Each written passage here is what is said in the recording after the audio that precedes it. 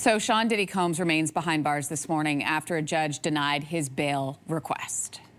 Of course, we would have liked to have seen a conviction on the sex crimes in RICO, but we understand beyond a reasonable doubt is a high standard.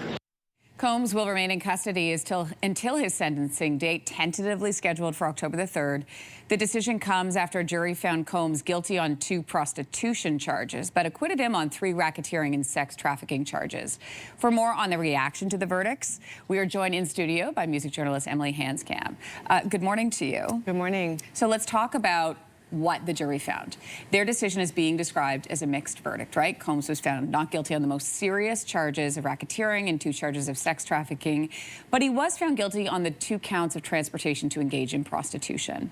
What has been the reaction? Well, I think, Lindsay, like anyone sitting at home, like your reaction might have been was shock, first of all, right? Because especially in the court of public opinion, it's been a media circus, and what we've really kind of garnered in the public and what we thought in the courtroom were these tidbits, these horrifying stories of assault, of violence, coercion, these freak-offs, the 1,000 bottles of baby oil, right? These are all the horrific details that are sticking with us. So to contrast that with now him being, acquitted of these life sentence potentially altering charges is hard for us to sit with. So the reaction is shock. Once we dig into the legalities, we can understand more why these decisions were reached perhaps by the jury. But I think it is one of, sadness for a lot of people and surprise.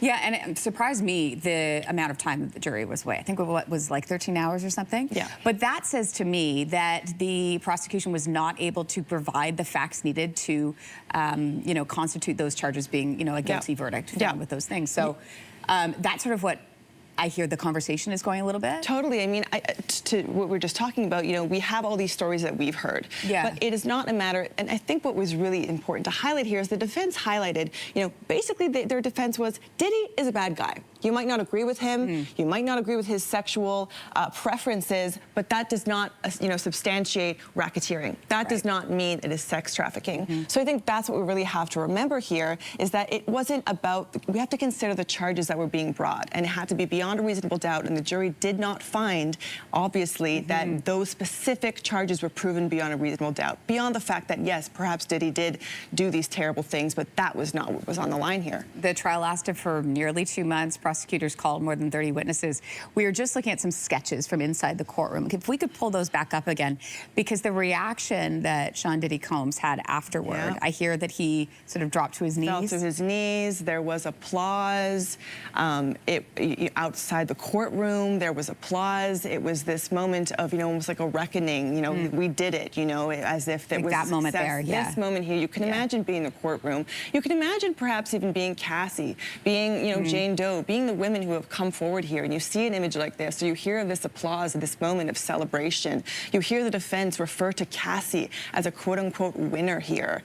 This is what I think really indicates where this trial and these decisions are leading us, in the sense of how do we see these survivors and a case like this, and how do we reckon with it? And one more big decision to come, that of course is the sentencing. We know the judge denied Combs bail. The sentencing is set for October. What are we expecting? Yeah, so the maximum sentence, prosecutors did say they would go for the maximum. That would be 10 years for each count of transportation with the purpose of prostitution. So the maximum we can expect here would be 20 years. Most analysts are predicting it will not be that maximum sentence, but that is to be decided. Next week there'll be a hearing to kind of plan that sentencing hearing. We'll have to stay tuned for that. But it's a win for Diddy, no matter which way you look at this. Anne-Marie Mediwake, thanks for coming and breaking it down for us. If you like that video, make sure to subscribe to the Your Morning YouTube feed, where you can find all kinds of new content posted every weekday morning.